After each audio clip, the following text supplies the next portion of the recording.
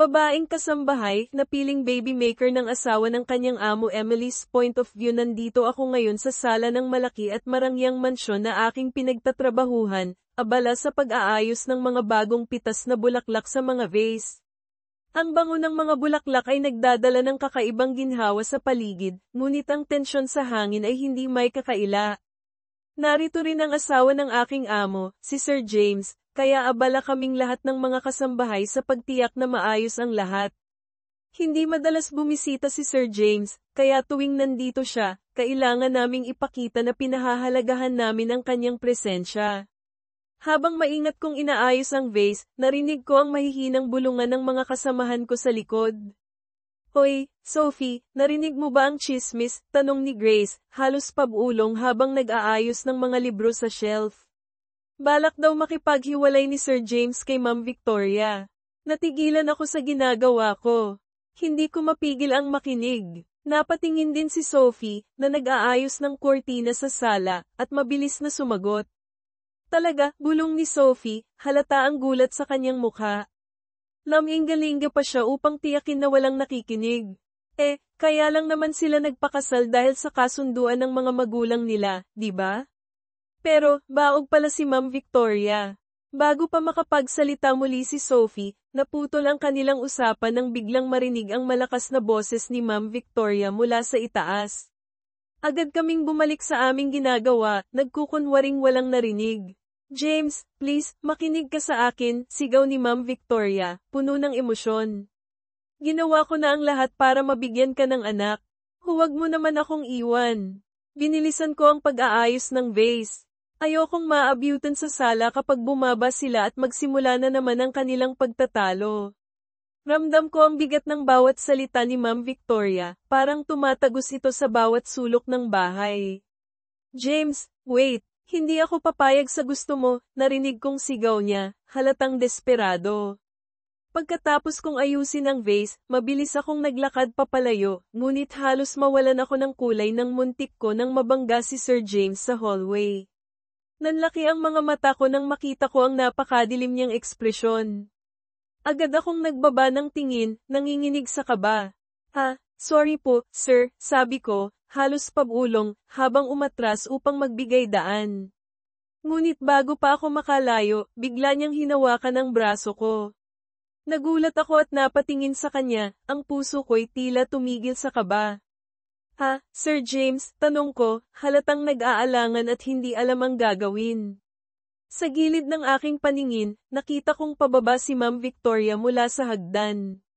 Natigilan siya nang makita niyang hawak ako ng kanyang asawa. Ang mukha niya ay puno ng sakit, pagtataka, at galit. "What are you doing, James?" tanong ni Ma'am Victoria, nanginginig ang boses. Tiningnan ni Sir James ang kanyang asawa, malamig ang ekspresyon sa kanyang mukha, na parang wala siyang pakialam sa nararamdaman nito. "Ayaw mong makipaghiwalay?" malamig niyang sagot. "Fine. Then bring me a baby maker.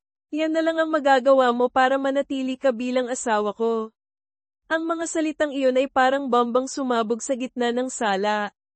Hindi ko alam kung paano magre-react. Ang bigat ng sitwasyon ay parang dumadagundong sa bawat sulok ng bahay. Napako ako sa kinatatayuan ko, hindi alam kung paano tatapusin ang araw na ito. Binitiwan niya ang braso ko pagkatapos, saka siya lumabas ng bahay. Halos mawalan ako ng hininga sa kaba at gulat sa nangyari. Ramdam ko ang bigat ng bawat segundo, lalo na nang mapansin ko ang kakaibang tingin ng ibang kasambahay sa akin. Para bang may gustong itanong ang kanilang mga mata, ngunit pinipigilan nila ang kanilang sarili. Dahan-dahan akong lumingon kay Ma'am Victoria. Nakatitig siya sa akin, at sa kabila ng kanyang malamlam na ekspresyon, hindi may tatago ang sakit na bumabalot sa kanyang mga mata. "Bakit ka hinawakan ng asawa ko?" tanong niya, ang boses niya ay nanginginig at puno ng kirot. Tiningnan ko siya ng diretso, pilit pinapakalma ang sarili. "Hindi ko po alam, ma'am," sagot ko ng mahinahon, kahit ang totoo'y hindi ko rin maintindihan ang nangyari. Bumantong hininga siya ng malalim, saka pinalis ang mga luhang unti-unting bumagsak sa kanyang pisngi. Kitang-kita ko kung gaano kabigat ang sitwasyon para sa kanya. Alam kong mahal na mahal niya si Sir James. Pangarap niya ito mula pa noong bata siya. Ngunit sa kabila ng lahat ng kanyang pagsusumikap, tila hindi niya makuha ang puso ng kanyang asawa. James's point of view malalim ang iniisip ko habang nakaupo sa opisina ko. Sa halos 2 taon naming pagsasama ni Victoria, pakiramdam ko'y niloko niya ako. Hindi dahil sa hindi siya makapagbigay ng anak, naiintindihan ko naman na may mga ganitong pagkakataon. Ang masakit ay ang pagsisinungaling niya sa akin. Alam niyang kailangan ko ng anak upang maipagpatuloy ang pangalan ng pamilya ko. Ngunit itinago niya ang katotohanan. Hindi ko talaga ginusto ang kasal na ito. Ito'y resulta lamang ng kasunduan ng aming mga magulang, isang kasunduan na akala ko'y magbibigay ng kapayapaan at kaayusan sa aming buhay. Pero sa loob ng 2 taon, pakiramdam ko'y nasayang ang oras ko. Dahil lang sa desperasyon niyang maging asawa ko, kahit baog siya, nagsinungaling siya. Hindi niya sinabi ang totoo. At higit pa roon, alam kong may itinatago siyang karumihan na hindi ko kayang palampasin. Isa yun sa mga dahilan kung bakit nagpa siya akong hiwalayan siya. Hindi laro ang pinasok ko, ngunit napaglaruan niya ako ng todo. Natigilan lang ako sa aking masalimuot na pag-iisip nang biglang pumasok sa opisina si Ethan, ang sekretarya at matagal ko ng kaibigan. Umayos ako ng upo at tiningnan siya. May nakuha ka bang impormasyon tungkol sa kasambahay na yun? Tanong ko, diretso sa punto. Tumango siya at inilapag sa mesa ko ang isang folder. Umangat ang isang kilay ko at binuksan ito. Bumungad agad sa akin ang detalyadong impormasyon tungkol sa babaeng matagal nang bumabagabag sa isip ko, si Emily Natividad. Emily Natividad, basa ko sa kanyang pangalan habang dahan-daang iniisa-isa ang mga detalye sa folder. Ayon sa nakasaad, si Emily ay matagal nang nanilbihan sa pamilya ni Ma'am Victoria mula pa noong bata siya. Kasama niya noon ang kanyang ina, ngunit nang ma-hospital ito, malaking halaga ang inilabas ng pamilya ni Ma'am Victoria para sa pagpapagamot. Sa kasamaang palad, pumanaw din ang kanyang ina. Sa kabila ng lahat, si Emily ang nagdesisyong magbayad ng malaking utang na iyon sa pamamagitan ng kanyang serbisyo bilang kasambahay. Hindi katulad ng ibang kasambahay, si Emily ay nananatili sa bahay na iyon hindi dahil sa kagustuhan, kundi dahil sa pangakong babayaran niya ang lahat ng utang. Naibaba ko ang folder at napabuntong hininga. Maraming tao ang nagpapakamatay dahil sa bigat ng utang na hindi nila mabayaran, ngunit narito si Emily, matapang na hinaharap ang lahat. Bakit siya ang nagbabayad ng utang? Tanong ko kay Ethan, hindi may tago ang pagtataka sa aking boses. Dahil po si Miss Emily mismo ang nagmakaawa sa pamilya na gamutin ang kanyang ina, sagot ni Ethan, kalmado ngunit puno ng respeto. Napatango-tango ako habang tinitingnan ang litrato ni Emily na naka-attach sa folder. Noon pa lang, napansin ko na siya sa bahay na iyon. Mahinhin siya, palaging nakayuko, at kapag naroon ako, hindi man lang siya tumitingin sa akin. Habang tinitingnan ko ang kanyang litrato, hindi ko maiwasang mag-isip. Sino ba talaga si Emily Natividad? At bakit parang nagiging mas komplikado ang lahat sa tuwing napapalapit siya sa akin? Ethan, hindi ko na ituloy ang sasabihin ko nang biglang bumukas ang pinto ng aking opisina. Bumungad si Victoria, ang asawa kong matagal nang hindi ko magawang mahalin. Agad akong napatayo nang makita ko siya. Kahit hindi ko inaasahan ang pagdating niya, hindi ko nagawang itago ang inis sa aking mukha. What are you doing here? Tanong ko, sabay sara ng folder na hawak ko. Lumapit siya sa akin nang walang alinlangan. Gabi na, hindi ko sinabi na magtungo ka sa bahay ko, malamig kong sabi, pilit pinapanatili ang distansya sa pagitan namin. Gaya ng dati, matigas ang sagot niya. Hindi siya nagpapatalo. Gaya ng sabi ko, James, hindi ako makikipaghiwalay. Pinakita niya sa akin ang annulment papers na ibinigay ko sa kanya ilang linggo na ang nakalipas. Sa mismong harapan ko, pinunit niya ito ng walang pag-aalinlangan. I will be your wife until my last breath, James, madiin niyang sabi. Kita ko ang determinasyon sa kanyang mga mata, ngunit sa likod nito, naroon ang sakit at takot na hindi niya maitago. Tumingin ako kay Ethan, at agad niyang naintindihan ang ibig kong sabihin. Tahimik siyang lumabas ng opisina, iniwan kaming dalawa ni Victoria. We both know why we're married, Victoria, sabi ko, malamig ang boses. Ang kasal na ito ay hindi tungkol sa pagmamahalan. Para lang ito matupad ang gusto ng mga magulang natin at mabigyan ka ng anak. Siya na ang nagpatuloy ng usapan, tila nauubusan na ng lakas. I know, and I'm sorry, mahinang sabi niya, sabay hawak sa kamay ko. Ramdam ko ang panginginig ng kanyang mga daliri. I'm sorry na nagsinungaling ako. Natatakot lang ako na baka hindi mo ako pakasalan, na baka iwanan mo ako dahil hindi ako makakaanak. Napailing ako at malamig na sumagot. Victoria, hindi naman ako nagpakasal sa'yo dahil mahal kita. Halos marinig ko ang pagbagsak ng puso niya sa sinabi ko. Kita ko ang sakit sa kanyang mukha, ngunit hindi ko na magawang bawiin ang mga salita. Inalis ko ang kamay ko mula sa kanyang pagkakahawak at umatras palayo. Go home, Victoria. Wala na akong ibang pag-uusapan pa sa'yo, sabi ko, sabay talikod sa kanya. Babalik na sana ako sa mesa ko nang bigla siyang magsalita. Bibigyan kita ng baby maker. Napalingon ako sa kanya. Kita ko ang desperasyon sa kanyang mukha, ang determinasyong hindi ko maintindihan. My wife will get me a baby maker, tanong ko, may halong panunuya sa boses ko. Are you serious right now? Oh, sagot niya, taas noo at walang pag-aalinlangan. Dadalhan kita ng baby maker para lang mapanatili ang pagiging asawa mo.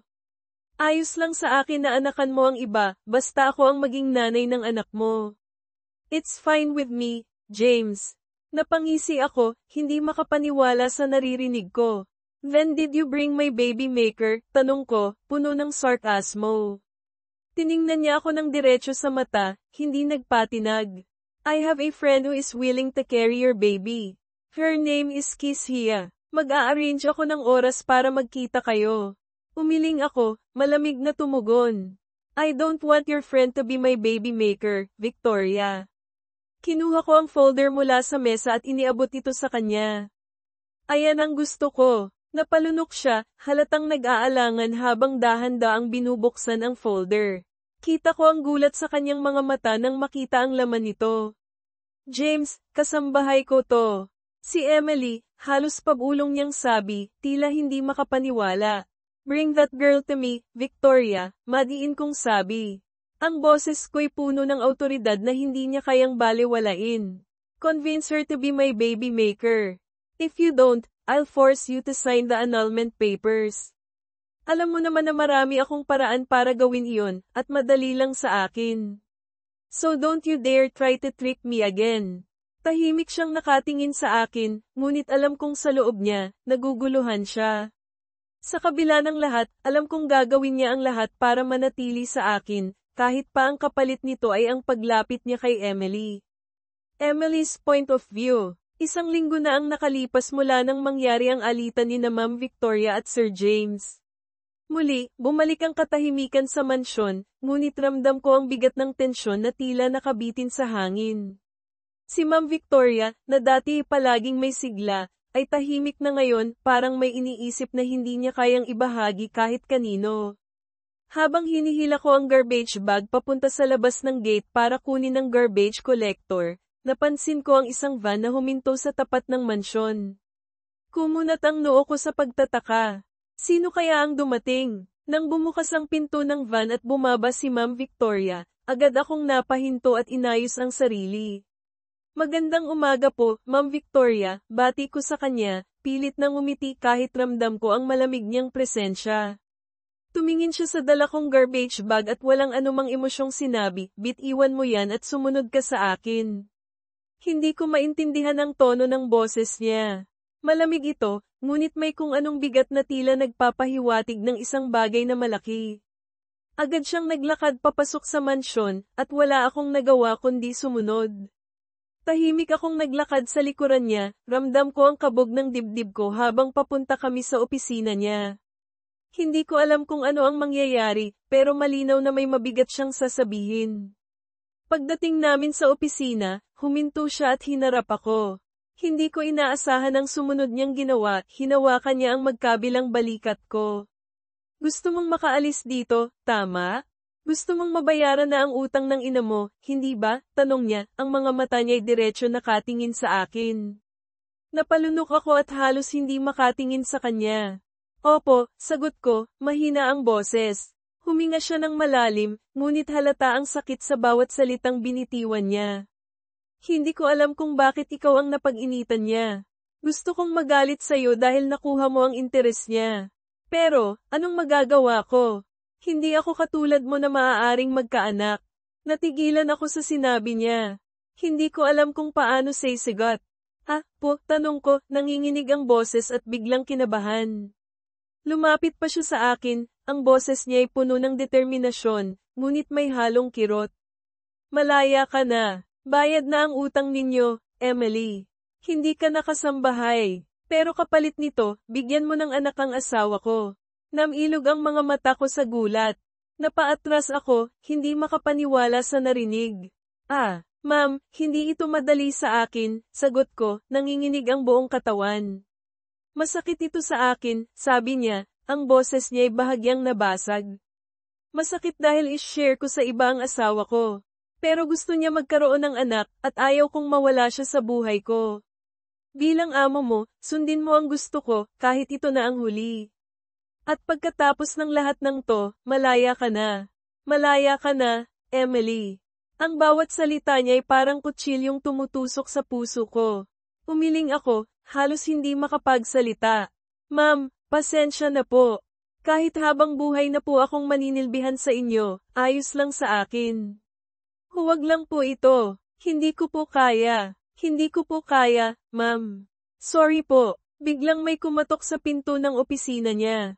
Pareho kaming napalingon. Nandito na ang sundo mo, sabi niya, malamig ngunit puno ng finality. Nataranta ako. Ma'am, halos humikbi ako. Ma'am, ano ang ibig mong sabihin? Hindi ako sumang-ayon, ma'am. Ngunit hindi na siya sumagot. Nakatayo lang siya roon, tahimik ngunit matatag, habang ang mundo ko'y parang biglang gumuho. Ano pa bang magagawa ko kung ang asawa ko ang masusunod? Malamig at puno ng hinanakit na sagot ni Ma'am Victoria. Pumasok na kayo. Kunin niyo na ang babaeng to, utos niya, ang boses niya ay matigas, ngunit sa likod nito ay tila may bahid ng kirot na pilit niyang itinatago. Bumukas ang pinto at pumasok ang dalawang malalaking lalaki. Hinawakan nila ako sa magkabilang braso, at parang yelo ang damaloy sa katawan ko.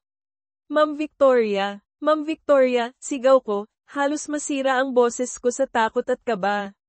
Ma'am, maawa po kayo sa akin. Huwag niyo po itong gawin. Bitiwan niyo po ako. Ano ba? Ngunit hindi nila ako pinakinggan. Dinala nila ako pababa sa ikalawang palapag, at habang kinakaladkad nila ako palabas ng bahay, nakita ko ang mga kasambahay na nagulat sa nangyayari. Ang kanilang mga matay puno ng tanong, ngunit walang sino man ang naglakas loob na magsalita. Nakasunod si Ma'am Victoria sa amin, at bago pa man makapagsalita ang isa sa kanila, agad niyang pinutol ang anumang maaaring itanong. Manatiling itikom ang bibig, galit niyang sabi, ang boses niya ay umaalingaw sa buong bahay. Kapag may isa akong narinig mula sa inyo o kung sino mang magkakalat ng nangyayari ngayon, ipapakulong ko. Maliwanag, tumulo ang mga luha ko habang nagmamakaawa sa mga lalaking humahawak sa akin. Maawa naman kayo, bitiwan niyo ako, huwag niyo po akong dalhin. Ngunit parang mga bato ang kanilang mga puso, walang bakas ng awa sa kanilang mga mukha. Dinala nila ako sa isang magarang van na nakaparada sa labas. Pagkapasok nila sa akin sa loob, agad nilang sinara ang pinto. Palabasin niyo po ako. Palabasin niyo po ako rito. Huwag niyo pong gawin ito sa akin. Ma'am, maawa po kayo, sigaw ko, nanginginig ang boses sa takot. Habang nagpapanik ako sa loob ng van, napatingin ako sa unahan at natigilan. Doon ko nakita si Sir James, nakaupo ng tahimik, ang malamig na ekspresyon niya ay parang yelo na tumagos sa puso ko. Let's go, malamig niyang utos sa driver, na para bang wala akong naririnig na pagmamakaawa. Napatigil ako sa pag-iyak, hindi dahil sa nawala ang takot ko, kundi dahil sa presensya niya. Ang kanyang titig ay parang sinasakal ako, at kahit gusto kong magpatuloy sa pagluha, parang natakot pa ang mga luha kong tumulo. Hindi ko maintindihan kung anong klaseng tao siya. Hindi ko rin alam kung anong magiging kapalaran ko. Isa lang ang malinaw sa akin, natatakot ako. Natatakot ako hindi lang para sa sarili ko, kundi sa posibleng mangyari sa mga susunod na araw. Pagdating namin sa mansyon ni Sir James, bumukas ang pinto ng van. Nakaabang na agad ang mga kasambahay niya sa labas. Take good care of her. Paliguan ninyo siya and bring her to my room, malamig niyang utos bago siya unang pumasok sa mansyon, kasunod ang kanyang mga tauhan. Tara na po, ma'am, sabi ng isa sa mga kasambahay habang ainal-alayan akong bumaba. Habang papasok kami, hindi tumigil ang pagtulo ng luha ko. Tila naglalakad ako papunta sa isang lugar na hindi ko kayang takasan. Kahit sobrang ganda ng mansyon, parang napakabigat ng bawat hakbang ko. Pagkatapos nila akong paliguan, sinuutan nila ako ng isang magarang damit pantulog. Tahimik lang akong nakaupo sa harap ng salamin habang sinukli ng isa sa mga kasambahay ang buhok ko. Huwag ka nang umiyak, ma'am, sabi niya, pilit akong pinapakalma. Kay ganda mo para umiyak. Ngunit hindi ko magawang ngumiti. Hindi ko rin magawang tumigil sa pag-iyak. Hindi naman ganoon kasama si Sir para iyakan mo, dagdag niya. Kailangan niya lang talaga ng anak. Yun naman talaga ang dapat ibibigay sana ng asawa niya, kaso hindi niya maibigay. Hindi mo kailangang mag-guilty dahil alam naman ng asawa niya ang gagawin mo. Siya rin ang nagpilit sa'yo. Akala siguro niya ay gagaan ang loob ko sa sinabi niya, pero kabaligtaran ang nangyari. Mas lalo lamang bumigat ang pakiramdam ko. Alam kong napipilitan lang din si Ma'am Victoria, at alam kong ako ang napili dahil wala akong karapatang tumanggi. Kung gusto talaga nilang magkaroon ng anak, bakit hindi na lang ang isang taong handang gawin ito? Bakit ako? Bakit ang isang tulad kong walang laban? Habang tinitingnan ko ang sarili ko sa salamin, isang bagay ang malinaw, hindi ko alam kung paano ko haharapin ang lahat ng ito. Kay ganda mo, sambit ng isa pang babae matapos niyang lagyan ako ng kaunting makeup. Hindi ko akalain na katulad ka lang namin nakasambahay. Sa ganda mong yan, nako, sayang. Kung sana ganito ang buhay mo, sigurado akong papangarapin ka ng mga mayayaman na katulad ni Sir. Matapos ang lahat ng paghahanda, hinatid na nila ako sa tapat ng pinto ng kwarto ni Sir James. Sila ang pumatok para sa akin. Sir, nandito na po si Miss Emily, sabi ng isa sa kanila. Binalingan niya ako pagkatapos, huwag kang mag-alala. Kapag natapos na ang gawain mo, makakahinga ka na ng maluwag, sabi niya, malamig ang boses.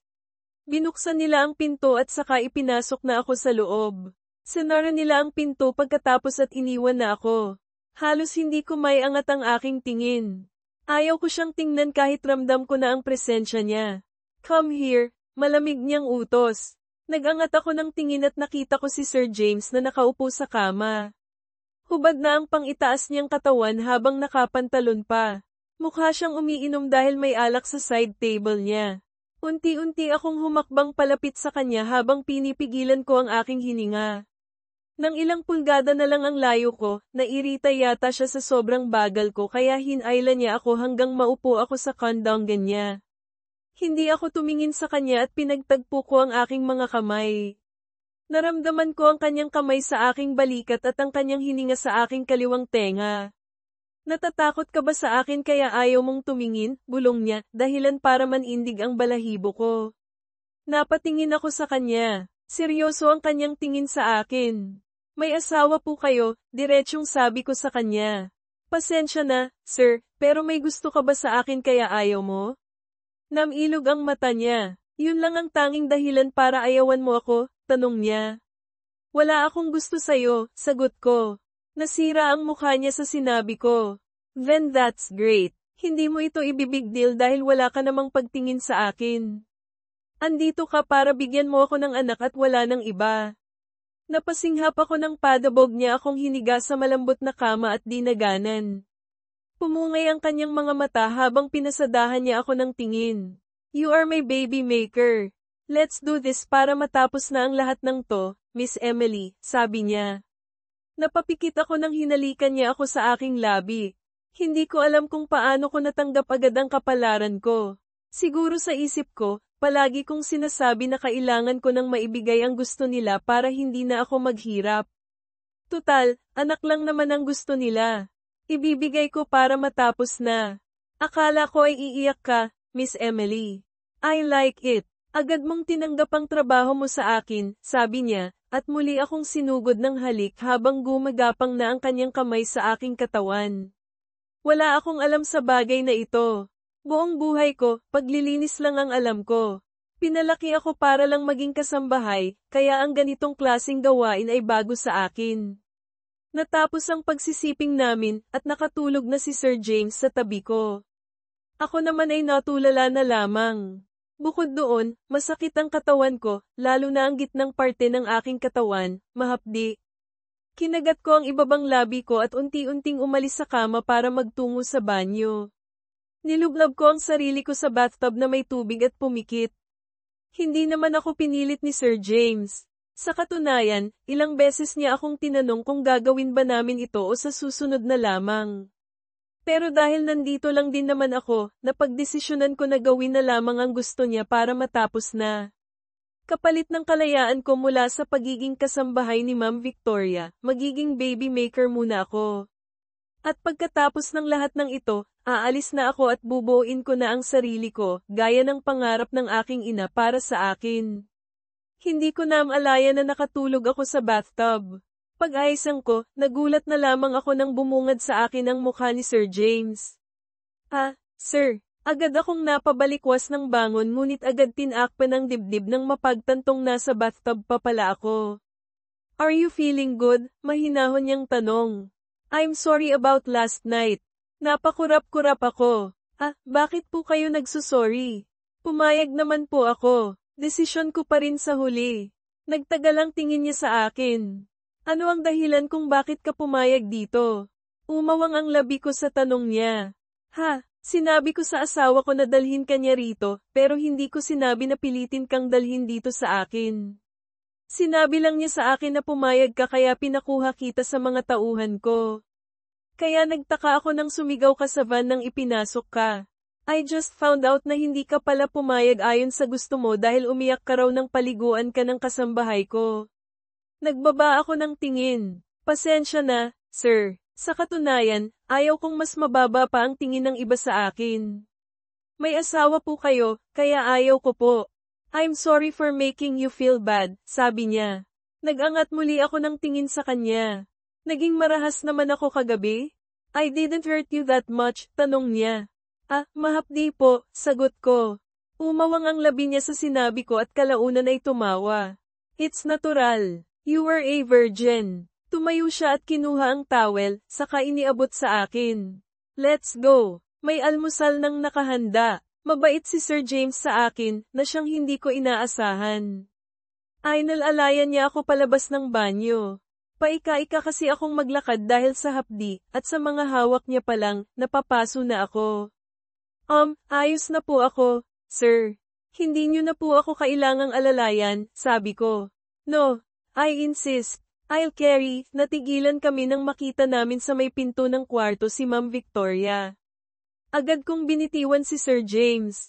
Why are you here? Malamig na tanong ni Sir James habang hindi pa rin ako binibitiwan. Kita ko ang pagsuri ni Ma'am Victoria sa aming dalawa kaya napalunok ako. I am just here to visit my maid. Gusto ko lang malaman kung nagawa niya ba ang gusto ko, sagot ni Ma'am Victoria. You don't have to know. I have the right to know, James. Sa itsura ng maid ko ngayon, mukhang tapos na kayo. Now, iuuwi ko na siya sa bahay ko, and I will inform you kapag nanganak na siya. Natigilan si Ma'am Victoria nang putulin siya ni Sir James. She's going to stay here, Victoria. What? Namilog ang mata ni Ma'am Victoria. James, ano na lang ang iisipin ng mga tao? Nasa usapan natin na isang gabi lang. Sigurado naman ako na mabubuntis si Emily. Hindi niya kailangang manatili sa poder mo. Are you trying to make decisions for me, Victoria? Kung pinirmahan mo ang annulment paper, di ka na sana naghihirap ngayon. Kaya kung ano ang desisyon ko, susundin mo. Then I will also stay here. I will take good care of Emily. Okay, suit yourself. Binitiwan ako ni Sir James at lumabas na siya sa kwarto, iniwan kaming dalawa ni Ma'am Victoria. Agad lumapit si Ma'am Victoria sa akin at hinawakan ng mahigpit ang aking braso. Ma'am, wala nang susunod, asat niya sa akin. Siguraduhin mo lang na mabubuntis ka kaagad, Emily. And don't you dare seduce my husband. I let you sleep with him dahil kailangan niya ng anak, pero ako pa rin ang asawa niya. Maliwanag? Hindi ko alam kung ano ang pinaputok ng butsi ni Ma'am Victoria. Siya pa ang may ganang magalit sa akin, siya naman ang pumilit sa akin na ikama ang asawa niya. At saka kahit mabuti ang pakikitungo ni Sir James, hindi pa rin ako malalagay sa maayos dahil sa sitwasyon ko. Mula nang maging baby maker, ako, special treatment na ang natanggap ko sa mansyon ni Sir James. Bukod nga lang kay Ma'am Victoria na dito na rin nanatili sa bahay ng asawa niya para lang bantayan ako at gawing utusan. 3 linggo na rin ang nakalipas, at matapos ang gabing iyon, wala na kaming interaction muli ni Sir James dahil busy siya na tao. Ayusin mo ang higaan ko mamaya, Emily, utos ni Ma'am Victoria sa akin. Doon ako hihiga sa kwarto ng asawa ko dahil hindi pa raw siya makakauwi. Okay po, sabi ko habang pinupunasan ko ang sapatos niya. Bakit ba ang bagal-bagal mo? Asat niya sa akin. Hindi porkit special treatment ka na sa iba, special treatment ka na rin sa akin. Tandaan mo, tsaka ka lang makakalaya kapag may bata ka nang nailuwal. Sorry po, ma'am, ani ko sa kanya at nasapo ko ang aking noo. Nahihilo po kasi ako. Aba, wala akong pakialam kahit maligo ka pa ng dugo dyan. Wala akong pake, bilisan mo nga ang kilos mo. Tumango ako at binilisan ang pagpunas sa mga sapatos niya para magawa ko na ang kasunod niyang utos. Ngunit nakaramdam na ako ng panghihina. Nang nasa huling sapatos na niya ako, hindi ko na kinaya. Umikot ang mundo ko at bumagsak sa sahig. Bago nagdilim ang aking paningin, ang huli kong narinig ay ang sigaw ni Ma'am Victoria. Nagising ako sa isang puting lugar. Hindi ko ito kwarto dahil sobrang liwanag nito, parang nasa ospital ako. Gosh, you're awake, sabi ni Ma'am Victoria na napairap habang nakaupo sa sofa. Napatingin ako sa kanya bago sa aking sarili, na ngayon ay nakahiga sa hospital bed. Nahilo pala ako at nawala ng malay. Hindi ko alam kung bakit ka nahilo, aniya at napatingin sa akin. Hindi naman sobrang bigat ng pinagawa ko sa'yo. Pinalinis lang naman kita ng mga sapatos ko. Para mawala ng malay? Kailangan pa nating hintayin ng doktor para malaman kung ano ang nangyari sa'yo. Baka wala lang po yun. Hindi ko naman po kailangang dalhin sa ospital, ani ko at saka bumangon sa kama. Pasensya na po kung pinag-alala ko kayo. Napamewang siya. Hoy, hindi ako nag-aalala sa'yo. Sino ka ba para mag-alala ako? Isa ka lang namang kasambahay na ipinakilala ko sa asawa ko para magkaroon kami ng anak, at wala ng iba. Kumirat ang puso ko sa sinabi niya. Sana po totoong makaalis na ako sa mansyon ninyo kung sakaling naibigay ko ang gusto mo. Of course, hindi ko hahayaan na makita ang pagmumukha mo, lalo na't natikman mo ang asawa ko. Ayaw ko nang may kaati sa buhay, kaya pagkatapos ng lahat ng to, ay umalis ka na, sabi ni Ma'am Victoria. Hindi na lamang ako nagsalita at hinintay na lamang ang pagdating ng doktor. Ilang minuto matapos ang aming pag-uusap, dumating ang doktor kasama ang isang nurse. Ngunit may isa pang dumating na hindi ko inaasahan, si Sir James na nakasuot pa ng kanyang business suit. James, gulat na tawag ni Ma'am Victoria sa kanyang asawa. You're here? Hindi pinansin ni Sir James si Ma'am Victoria at dumiretso siya sa akin. Bigla akong nailang dahil nasa paligid lang ang kanyang asawa. Ngunit kung makapunta siya sa akin, parang wala ito rito. How are you? Ayos ka na ba? Doc, what happened to her? Tanong niya. James, tawag ni Ma'am Victoria. Ano ang ginagawa mo rito? Akala ko ba ay hindi ka makakauwi? Hindi mo sinabi sa akin na may nangyari pala sa kanya? Akala ko ba na you will take good care of her? While I'm away, sa mga kasambahay ko pa nalaman. I have to go home because of that. Seriously, hindi makapaniwalang reaksyon ni Ma'am Victoria. Nawalan lang naman siya ng malay. Nothing serious has happened to her. At isa pa, bakit ka ba ganyan kung makaasta? Remember who she is to you, sagot ni Sir James. Hindi na pinatulan ni Sir James ang kanyang asawa at hinarap na ang doktor, na litong-lito na. Who is the husband of Miss Emily Natividad? Tanong ng doktor. Agad kong itinaas ang aking kamay bago pa man sila makapagsalita. Wala po akong asawa, sagot ko. Sinulya pa ng doktor si Sir James bago ako hinarap. Miss Emily, I hope you are okay now. Dok, ano po ang nangyari sa akin? Wala po naman akong sakit, di ba? Hindi po ako pwedeng magkasakit, tanong ko, hindi may iwasang kabahan. Don't worry, Miss Emily.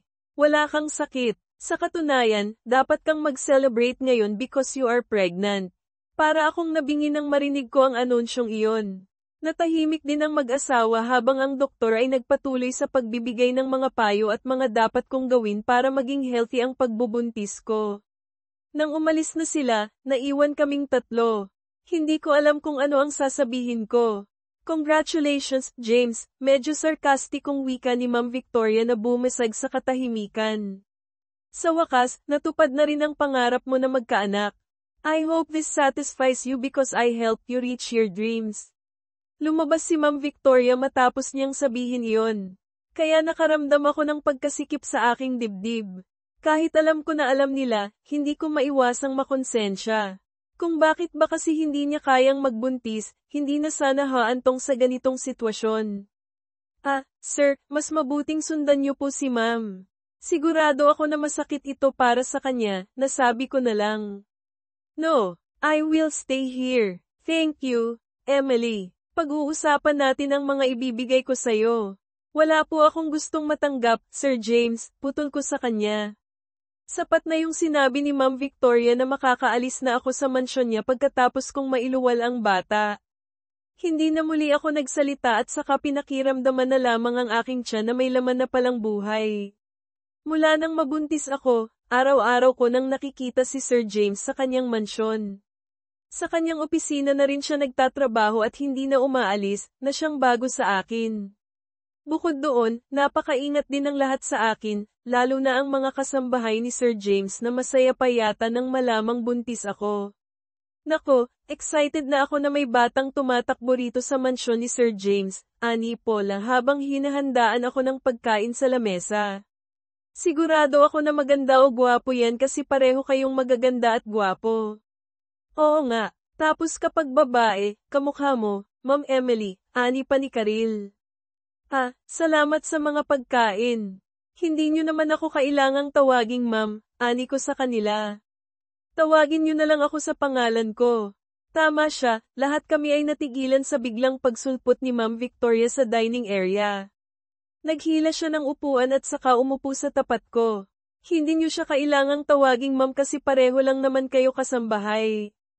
Isa lang naman ang ma'am ninyo, at ako yon.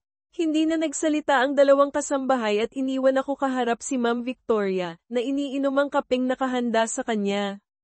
Pagsilbihan mo ako, Emily, ani Ma'am Victoria sa akin. 3 buwan ka pa namang buntis, kaya mo pa ring magtrabaho para sa akin, di ba? Opo, sagot ko. Ngumisi siya. Good. Ngayon, gusto kong bilhan mo ako ng prutas sa palengke. Yung mga preskong mansanas ang gusto ko. Ubus na kasi ang stock ng asawa ko. Pero kailangan kong kumain ng ganon. I'll give you money, kaya gusto ko ngayon mo bilhin. Wala ka sa pamamahay mo para utusan siya, Victoria. Napasinghap si Ma'am Victoria nang pumasok sa dining area si Sir James. May dala siyang basket ng mga prutas at inilapag ito sa mismong harapan ni Ma'am Victoria. Ayan, prutas. Oh my gosh, napahawak si Ma'am sa kanyang bibig na parang kinikilig. You brought this for me? Salamat, asawa ko. Nagbaba ako ng tingin upang hindi na makapag-interact sa kanila. Kaso naramdaman ko ang paghila ni Sir James ng upuan sa tabi ko kaya napatingin ako sa kanya. James, bakit dyan ka umupo? Tanong ni Ma'am Victoria. Hindi sinagot ni Sir James ang kanyang asawa at binalingan ako. Anong gusto mo? May cravings ka ba? I heard from my secretary na may mga cravings ang mga buntis. Sabihin mo sa akin, ibibigay ko sa'yo. Napatingin ako kay Ma'am Victoria na hindi na may tsura ang mukha. Wala naman po, sagot ko kay Sir James. Wala po akong cravings. Are you sure? Niliitan niya ako ng mata. Huwag kang mahiya. You are carrying my child. I need you to be healthy para malusog din ang nasa sinapupunan mo. Ramdam ko na talaga ang ilang, kaya umiling ako. Wala po, sir. Umigting pa nga ang panga niya kaya agad akong nag-iwas ng tingin upang hindi na muli silang makita sa ganang itsura. Ayaw kong mas lalong magalit si Ma'am Victoria sa akin. Kaya, kahit anong mag-request, ayaw kong mas lalong pag-initan ni Ma'am Victoria. Isang gabi, hindi ako makatulog, kaya naisipan kong lumabas sa mansyon at magpahangin saglit. Timing na maganda ang gabi dahil sa mga kumikinang na bituin at sobrang liwanag na buwan. Kung hindi lang talaga nakakatakot ang gabi para sa isang kagaya kong babae, mas gugustuhin kong lumabas sa gabi. Bukod sa hindi mainit, masarap sa pakiramdam ang malamig na hangin at ang katahimikan na maibigay nito. Hay, ano ba? Huwag kang ang tawag ng tawag sa akin, Ryan. Ayokong mahuli tayo. Natigilan ako sa pagpahinga nang marinig ko ang boses ni Ma'am Victoria. Hinanap ko ang may-ari ng boses na iyon at nakita ko si Ma'am malapit sa may fountain sa labas, nakaupo sa bench, at inis na inis ang mukha. Napasinghap ako at akmang babalik na sana sa loob dahil baka makita ako at papagalitan. Kaso, nang marinig ko ang kanyang sinabi sa kausap, natigilan ako at naisip ang pakinggan ito. Of course, I love you. Mas mahal kita kumpara kay James. Namilog ang mata ko at hindi makapaniwalang tiningnan siya. Agad akong nagtago sa may malaking halaman upang hindi makita ni Ma'am. I love you, Ryan, dahil tanggap mo ako kahit hindi kita mabigyan ng anak. I love you. Ginagawa ko nga to para sa'yo. Kasi, kung maghihiwalay kami ni James, wala nang matitira sa akin. Alam mo namang simula nang mawala si Mama sa mundong to, hamina na ang negosyo namin. It's not like before. Kaya I have to stay as his wife para may pera pa rin ako at maibigay ko ang gusto mo. Ano ba itong naririnig ko ngayon? Totoo ba to? May lalaki si Ma'am Victoria? At isa pa, mas papabor si James sa akin kasi binigyan ko siya ng baby. Yes, ang kasambahay ko na si Emily. Of course not. Pagkatapos niyang manganak, palalayasin ko na siya para hindi na siya pumapel. If I have to kill her, I will. I am not kidding, Ryan. Pumintig ang puso ko sa kaba dahil sa aking mga narinig. Nakaramdam ako ng takot para sa sarili ko. May posibilidad na kumitil siya ng buhay kung kinakailangan. Anong klaseng tao ba si Ma'am Victoria? At bakit ganito? Papatayin niya ako matapos niyang gamitin. Sapat na ang narinig ko at ayaw ko nang makarinig pa ng iba dahil baka mas delikado ang buhay ko. Kaya nang mag-angat ako ng tingin sa kalangitan, aksidenteng nahagip ng aking paningin ang terasa kung saan nakita ko si Sir James na nakatayo roon habang ang tingin ay nasa pwesto ni Ma'am Victoria. Kanina pa ba siya dyan? Narinig niya ba ang sinabi ni Ma'am sa kausap? Nagbaba ng tingin si Sir James sa akin bago siya tumalikod at pumasok sa kwarto niya. Buong gabi, bumagabag sa isip ko ang mga narinig ko at hindi maayos ang pagtulog ko. Isa sa mga nasa isip ko ay ang ekspresyon ni Sir James kagabi na parang matagal na niyang alam ang tinatago ng asawa niya. Kaya naman, nang nasa hapagkainan na kami sa sumusunod na araw, sobrang awkward ng atmosphere. O baka naman ako lang ang nakaramdam. Lumipas ang ilang linggo matapos kong marinig iyon, pilit ko na lamang iwinala sa isip ko ang nalaman ko para makatulog na ako ng maayos. Ayaw ko rin na maapektuhan ang baby na nasa loob ko. Kaya kahit mahirap, pinilit ko talaga na iwaksi ito sa isipan ko at nag-focus na lang sa sarili. Manong Eloy, pupunta po kayong palengke? Tanong ko kay Manong Eloy nang makita ko siya sa labas na aalis na may dalang basket. Oo, Emily, bakit? May ipapabili ka ba? Nahihiya akong tumango. Oo, kung okay lang. Oo naman, sabi niya habang lumapit sa akin. Ano ba ang ipapabili mo? Nagbigay ako sa kanya ng PHP 200. Pabili po ako ng mangga. Yun kasi ang hinahanap ko ngayon. Naglilihi ka ba? Opo, pasensya na po, Manong Eloy ha. Ay, nako, ayos lang naman, iya. Sige ha. Ibibili kita. Ano pa ang gusto mo? Wala na po. At nang nagpaalam na siya, bumalik na ako sa loob ng mansyon at naghintay sa kanya sa sala. Kaso, dumating si Sir James. Kaya nang makita ako, imbis sa labas ang tungo niya, lumapit siya sa akin. Emily, You have cravings. Aalis ako. Baka may gusto kang ipabili. Nakagat ko na lamang ang ibabang labi ko sa sinabi niya. Nagpabili na po ako kay Manong Eloy. Kakaalis niya pa lang po. Kumunat ang noo niya sa sinabi ko. Manong Eloy, opo, pupunta kasi siya sa palengke kaya nagpabili ako sa kanya. Hindi makapaniwalang tiningnan niya ako. Si Manong Eloy ba ang ama ng dinadala mo? Namilog ang mata ko sa tanong niya. Para siyang nainis dahil sa nalaman. Hindi po. Hindi po ganon. Ganyan ba? Bakit ayaw mong magpabili sa akin? Napalunok ako nang lumapit siya at niliitan ako ng mata. Nahihiya ka pa rin? Nag-iwas ako ng tingin at napalunok. Wala po akong karapatang magpabili sa inyo kasi hindi naman po kita asawa. Bilang respeto kay ma'am, natigilan ako sa pagsasalita nang bigla siyang humagalpak ng tawa. Umalingaw-ngaw ang boses niya sa buong sala kaya pati ang ibang kasambahay natigilan sa tawa ng kanilang amo. Respeto? Tumango-tango siya. You heard it too, right? May lalaki siya. Matagal na. Kung ganon, bukod sa niloko niya ako sa pagiging baog niya, may long-time boyfriend din siyang tinatago.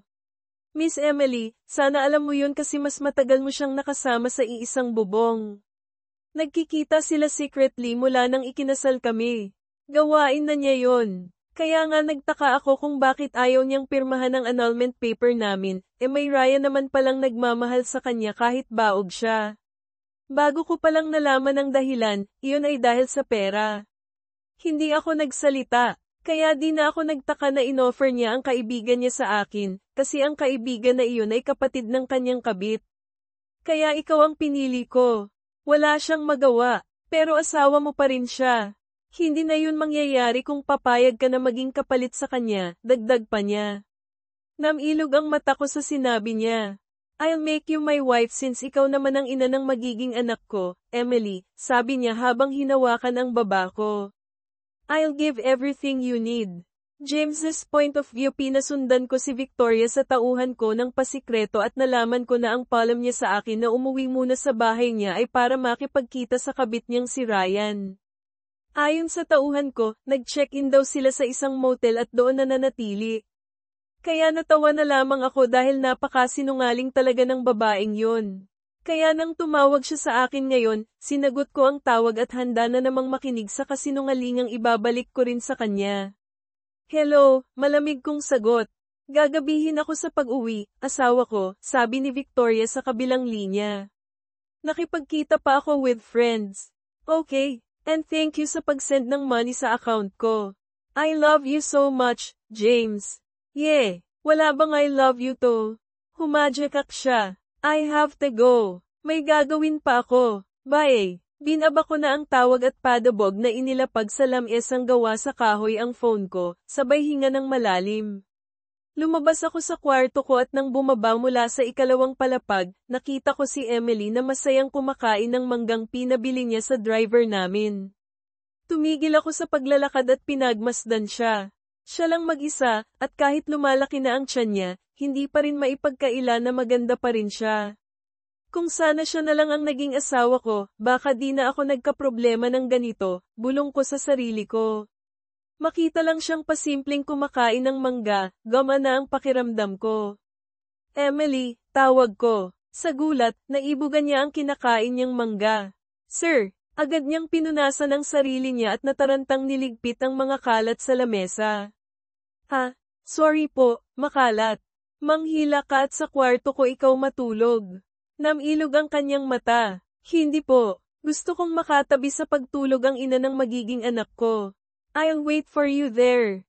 Kaya samipot ka kung ayaw mong ako mismo ang magdadala sa'yo doon. Kita ko ang kabas sa kanyang mukha. Don't worry, wala kang gagawin doon kundi ang matulog, aniko, saka tumalikod na. Gusto ko nang tapusin ang namamagitan sa amin ni Victoria. Wala na akong pakialam sa mangyayari sa susunod. I just want her out of my life. Nakahanda naman ang pera na ibibigay ko sa kanya para lang pumayag siya. Ayaw kong maglokohan pa kami. She has someone else, at kung pera naman ang problema niya kaya gustong manatili, ibibigay ko ang gusto niya. Basta aalis lang siya sa buhay ko. Sumunod naman si Emily sa sinabi ko at nagtungo nga siya sa kwarto ko. Kita ko ang pamumula ng kanyang mukha. Mukhang hindi niya rin alam ang kanyang gagawin, kaya ako na ang lumapit sa kanya at hinawakan ang kanyang kamay. Are you okay? Tanong ko. Tumango siya. Opo. Nagpaling-galing siya. Sir, mukhang hindi magandang ideya to. Baka po kung ano ang isipin ni ma'am. Pinaupo ko siya sa kama bago ako umupo sa tabi niya. Hindi ko binitiwan ang kamay niya at bumaba ang tingin ko sa kanyang tiyan na lumalaki na. Hindi ko maiwasang mapangiti. Hindi ko akalain na mangyayari na ito sa buhay ko. Parang noon lang, problemado ako kay Victoria. Nagpa-check up pa nga ako dahil baka ako ang problema, ngunit hindi. Pero sa babaeng ito, isang gabi lang yun, pero nagbunga agad. Nabuntis agad. Kung siya pa ang naasaw ako, baka nakarami na sana kami ngayon. Isipin niya kung ano man ang isipin niya, Emily, dahil matatapos na ang lahat ng to sa gabing to. Humiga ka na. You need to sleep early. Huwag kang mag-isip ng iba. Just think about our baby, okay? Hinaplos ko ang kanyang mukha. Opo. Inalalayan ko na siya sa paghiga sa kama ko at kinumutan ko pa siya bago lumabas para magpahangin at makibalita sa tauhan na aking inutusan. Sir, matapos nila sa motel, binilhan ni Ma'am Victoria ang kanyang lalaki ng isang mamahaling motor, balita ni Rick sa akin sa tawag. At ngayon, papauwi na si Ma'am Jan. Yun lang, tanong ko. Maraming salamat, Rick. Great job, sabi ko bago ko binaba ang tawag. Bumalik ako sa kwarto ko para silipin si Emily. Kaso, nakatulog na siya gaya ng aking inaasahan. Napakaganda niya, pati sa pagtulog. Lumapit ako sa kanya at maingat na umupo sa kama.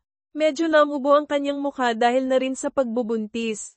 Medyo ganado kasi siyang kumain, ayon sa kasambahay ko, at magandang senyales iyon na hindi niya pinapabayaan ang sarili niya. Tiningnan ko siya ng matagal. Alam ko na maganda siya, ngunit mas maganda pa pala siya kapag malapitan.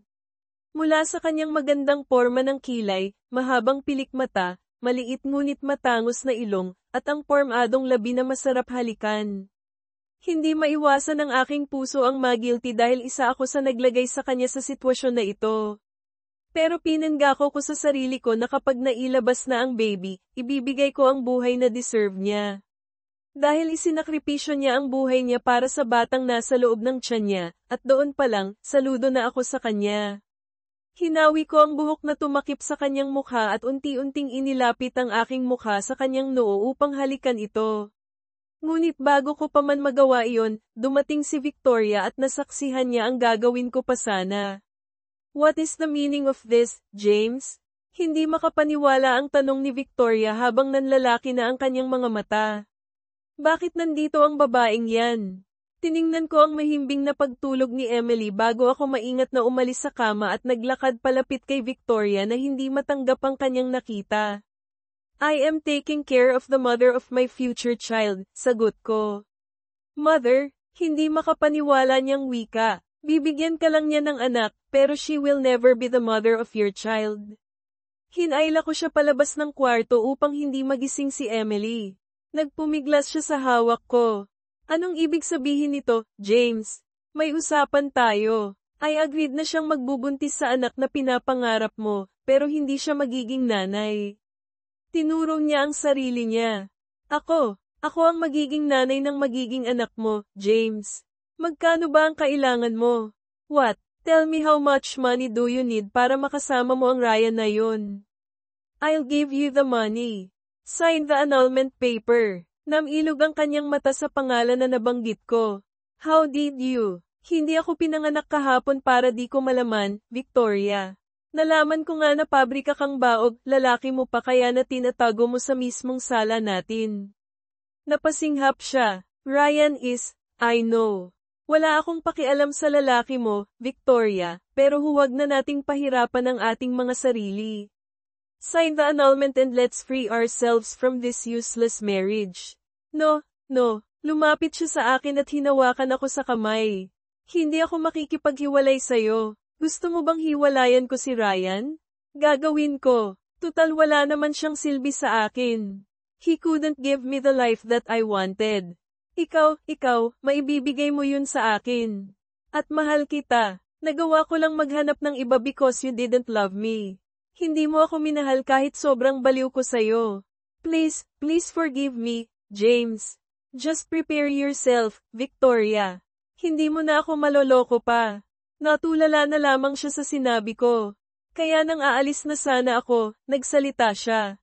Manloloko ka rin naman. May binuntis ka, at sa pinapakita mo ngayon, may pagnanasa ka sa kasambahay ko. Pareho lang kayo, James. Sabihin mo kung ano ang sasabihin mo. Hindi mo na mababago ang isipan ko. As I said, prepare yourself because this time, hindi na kita pagbibigyan sa gusto mo. At naglakad na ako pababa sa hagdan, iniwan si Victoria na lumuluha. Emily's point of view. Tahimik na umaga ang bumungad sa akin paggising ko, kasi mag-isa lang ako sa kwarto ni Sir James. Mukhang totoo na pinatulog niya lamang ako rito. Lumabas ako sa kwarto niya habang ang kamay ko ay nasa aking tiyan. Hindi ako sanay sa matinding katahimikan. Usually kasi, nagsisigaw na si Ma'am Victoria sa mga kasambahay ni Sir James dahil napakabagal, pero ngayon nanibago ako. Nakita kong dumaan si Paula na may dalang bedsheet. Mukhang lalaban niya ang mga ito. Paula, si Sir James ba ay nandito? Tanong ko.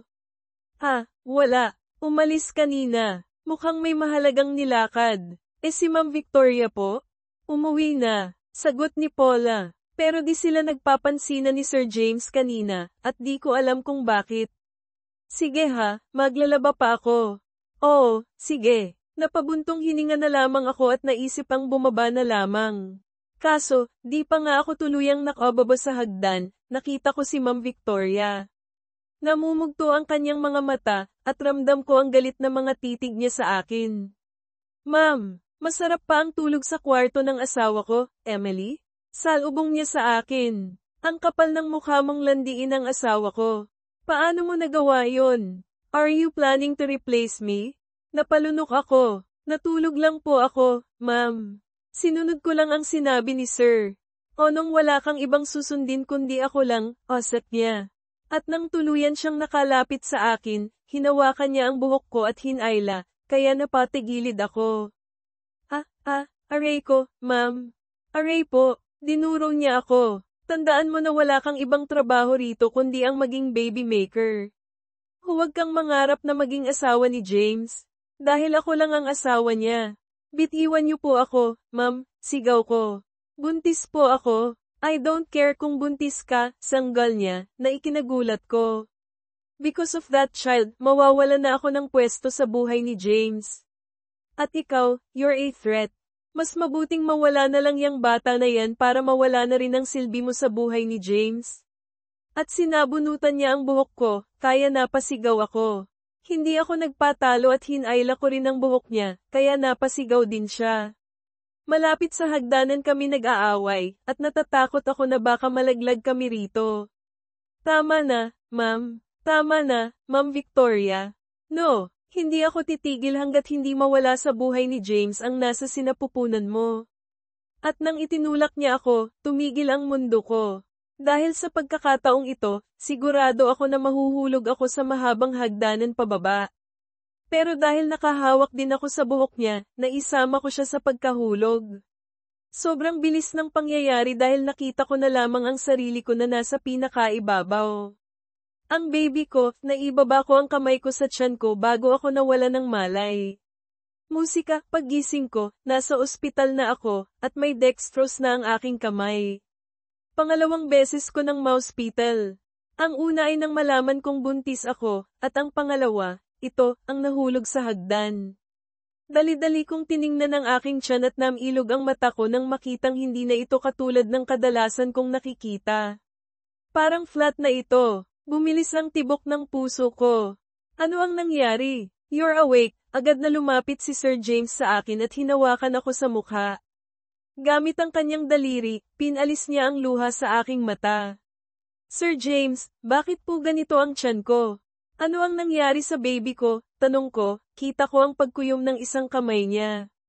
Hindi na lang sana ako umalis. Hindi sana ito nangyari. It's my fault. I'm sorry, Emily. I'm sorry I left you alone. We lost our baby. I'm sorry. Para akong nabingi sa aking narinig. Mas nagumapaw ang mabilis na pagpintig ng aking puso, at maya-maya ay bigla na lamang itong sumikip, kasabay ng pagbuhos ng luha sa aking mga mata. Kahit alam ko na hindi ko makakasama ang bata na iyon kapag nailabas na siya sa mundong ito, minahal ko siya. Ginawa ko ang lahat para lang pareho kaming maging healthy. Excited pa naman ako sa paglabas niya kahit ilang buwan pa ang hihintayin.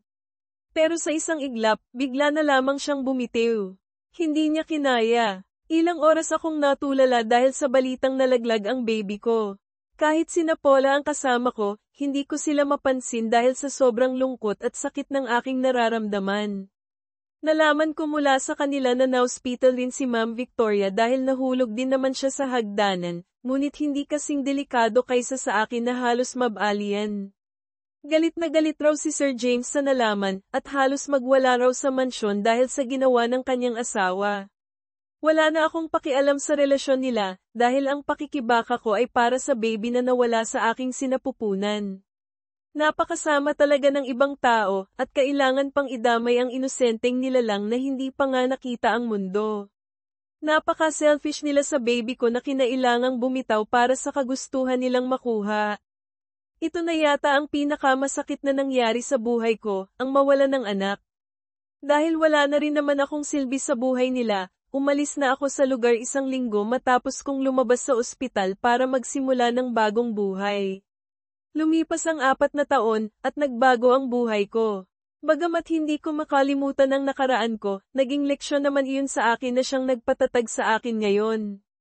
Sa loob ng 4 na taon, ginawa ko ang mga bagay na hindi ko nagawa noon, ang tapusin ang pag-aaral ko upang hindi maging mangmang, at ang tuparin ang pangarap na makapagpatayo ng isang bakery shop. Kailigan kong gumawa ng mga pandesal at iba pa, kaya naging advantage ko ito upang makapagpatayo ng negosyo. Siyempre, pumasok din ako sa culinary class upang madagdagan ang kaalaman ko, at nagpansito din. Wala na akong balita sa buhay ngayon ni na Sir James at Ma'am Victoria, pero noong unang taon ko, narinig ko na naghiwalay na sila. Hindi naman yun nakakagulat dahil doon naman sila papatungo. Hindi ko lang akalain na tuluyang binitiwan ni Ma'am si Sir James na siyang kinabaliwan niya noon. Naging busy ako sa maliit na bakery shop ko. Bagong bukas pa ito, ngunit may mga customers na ako, at unti-unti nang nadiskubre ang negosyo ko. Hindi lang mga ordinaryong tinapay ang ginawa ko, mayroon din namang medyo mahal, ngunit worth it din namang bilhin. Ma'am, may nagpadala na naman po ng bulaklak sa inyo. Kumunat ang noo ko sa rider na 4 na beses nang naghatid ng bouquet ng bulaklak sa shop ko. Kanino ba kasi yan galing? Tanong ko sa kanya. Bakit ayaw mong sabihin?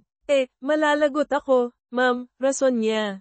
Secret admirer mo po. Pogi, mabango, at mayaman. Napangiwi ako sa description niya. Imposible naman yan. Wala akong kilalang ganyan sa buhay ko ngayon. Pinirmahan ko na lang ang papel na bigay niya bago tinanggap ang bulaklak. Salamat. Sana sa susunod mong napadala, sabihan mo naman ang sender na magpakilala.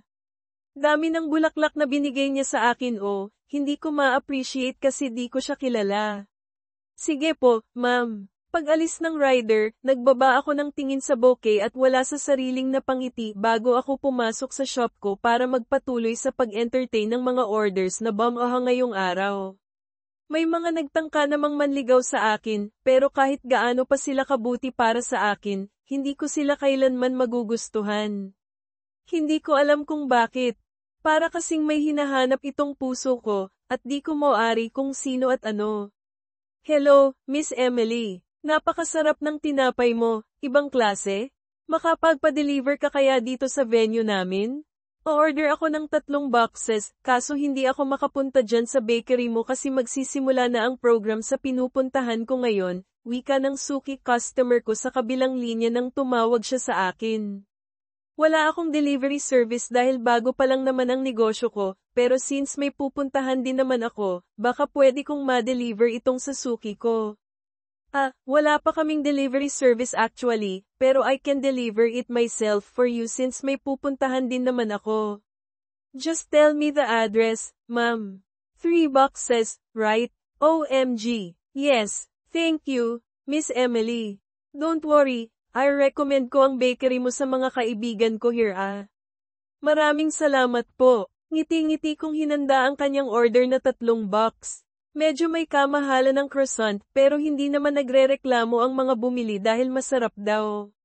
Masaya ako nang umalis sa bakery shop ko at iniwan ito sa isa sa mga nagtrabaho sa akin. Walang taxi na dumadaan dito sa pwesto ko kaya kinailangan kong maghintay ng tricycle o di kaya ay jeep.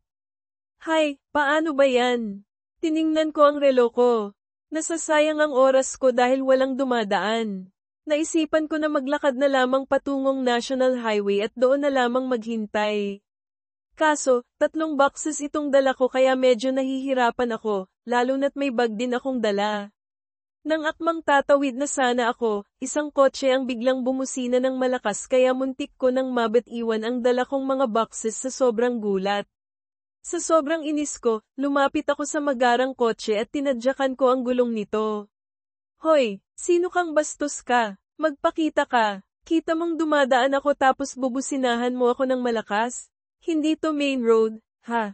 Hindi ka siga rito, sigaw ko sa inis. Binaba ng driver ang kanyang bintana kaya nagpatuloy ako. Wala akong pakialam kung mayaman ka. Ang akin lang, huwag mo akong businahan dahil nagulat talaga ako. Muntik nang mahulog ang mga dala ko, okay?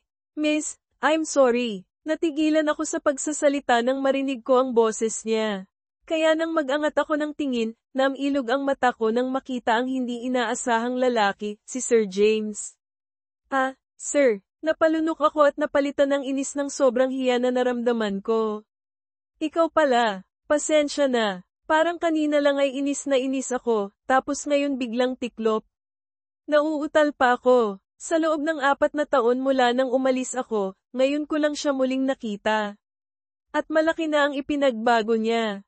Kung noon ay gwapo siya, ngayon ay sobrang gwapo na niya. Medyo kamukha niya si James Cruz noong kabataan nito. Kaya siguro James ang pangalan niya, dahil medyo magkamukha sila. Buti hindi naging James and Jerry, naisip ko sa sarili ko. Where are you going? Tanong niya. Wala. May ihahatid lang. Lumabas siya sa kotse niya at kinuha ang mga boxes ko na siyang nagparanas sa akin ng kilig. Sir James, tawag ko sa kanya. James, yan ang itawag mo sa akin. Ako na ang magdala nito. Ihahatid kita kung saan mo yan dadalhin. James, kumurap-kurap ako. Huwag na. Baka may gagawin ka pa. Wala akong ibang gagawin. To be honest, I'm here because I want to visit you. Natigilan ako. It's been 4 years, Emily. You left without saying goodbye. And I am happy and proud dahil maganda na ang buhay mo. You deserve all the things you have today. Nakagat ko ang ibabang labi ko at nagbaba ng tingin sa kanya. Maraming salamat po, sir. I mean, James, did you receive my flowers? Nagustuhan mo ba? Hindi ko alam kung anong gusto mong bulaklak kaya iba-iba ang pinapadala ko. Napaangat ako ng tingin sa kanya. Ikaw ang sender ng mga bulaklak na yon? Oo, sagot niya. Sabi mo gusto mong makilala kung sino ang nagpapadala ng mga bulaklak, kaya rin ako nandito upang ipakilala ang sarili ko. Naglahad siya ng kamay. Thomas Johnson. Ano ba ang trip mo? Kilala na po kita. I know, pero I want you to know me well. Dahil hindi ako nandito para lang makita ka. I'm here because I want to try entering your life. Pwede ba yun? Umawang ang labi ko. Ano ang ibig mong sabihin? Gusto kitang ligawan. Maaari ba? Parang nahulog ang puso ko sa sinabi niya. Hindi ko inaasahan na sa pagkikita naming muli ay ito ang ibubungad niya. Manliligaw ka sa akin? Wala ka na bang asawa para sabihin mo yan? Na-approve na last year ang annulment namin ni Victoria. I am single again. Ikaw din naman, right? Nahihiya na tumango ako. I guess you are. Tara na, baka magalit na sa'yo ang nag-order ng mga to. Sumakay ako sa kotse niya at nagtungo kami sa isang venue kung saan naroon ang suki ng negosyo ko. Napagtanto ko na family reunion pala iyon dahil sa mga damit nilang color-coded. OMG! Maraming salamat sa paghatid ng order, Miss Emily. Sumulyap ang suki ko sa kasama ko. Ang gwapo naman ang kasama mo. Kaano-ano mo? Hindi ko alam kung ano ang isasagot ko.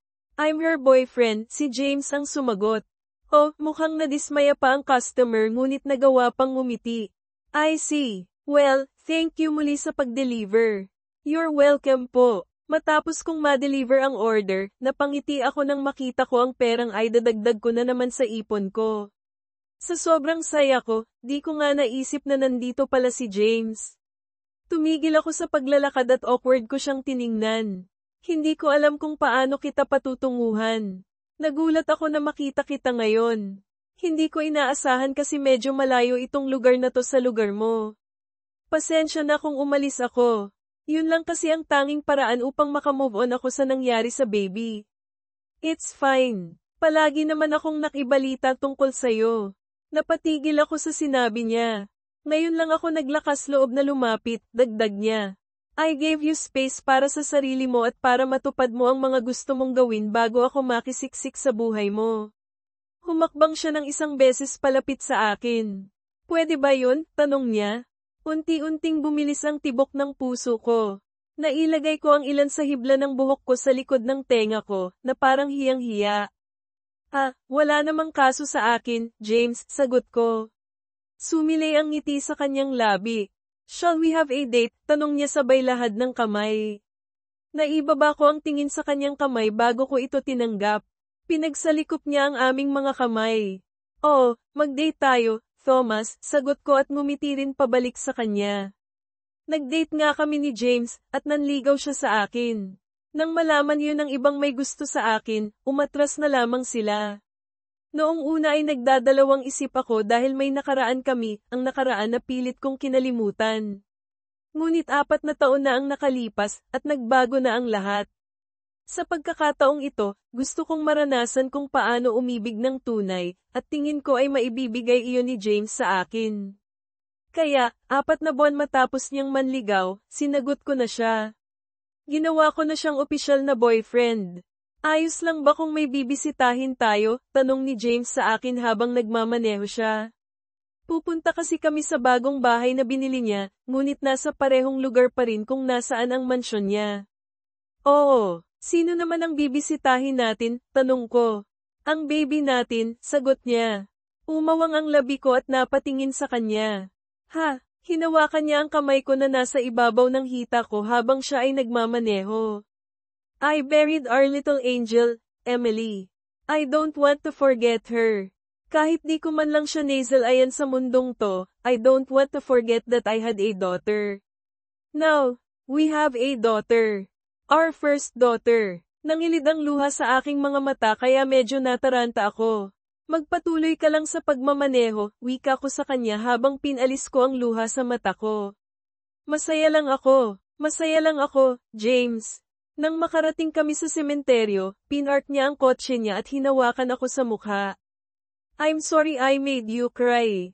Hindi, masaya ako. Maraming salamat kasi di mo siya kinalimutan. Kahit hanggang 3 buwan lang siya sa tiyan ko, naging anak mo pa rin naman siya. Anak natin, Emily. Tumango-tango ako kaya lumabas kami ng kotse. Magkahawak kamay kaming nagtungo sa maliit na puntod na ginawa ni James para sa aming anghel. Kasama ito sa mga puntod ng magulang niya kaya magandang pwesto ang nakuha nito. Angel, basa ko sa pangalan. Sabay tingin kay James. Ang gandang pangalan. Bagay na bagay sa kanya. Sagot niya. Inakbayan niya ako. May anghel na tayo, Emily. Sabay naming pinagdasal ang aming munting anghel na nasa langit bago kami nagpaalam upang magtungo sa bagong bahay ni James, na siya ring titirahan ko na. I love you, Emily.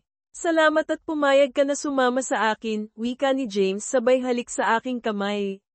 I promise to give you the life and love that you deserve. I love you too, James, sagot ko. Sisikapin ko rin maging mabuting partner sa'yo. Hinupit niya ang aking bewang at hinalikan ako sa noo bago kami pumasok sa bagong bahay niya.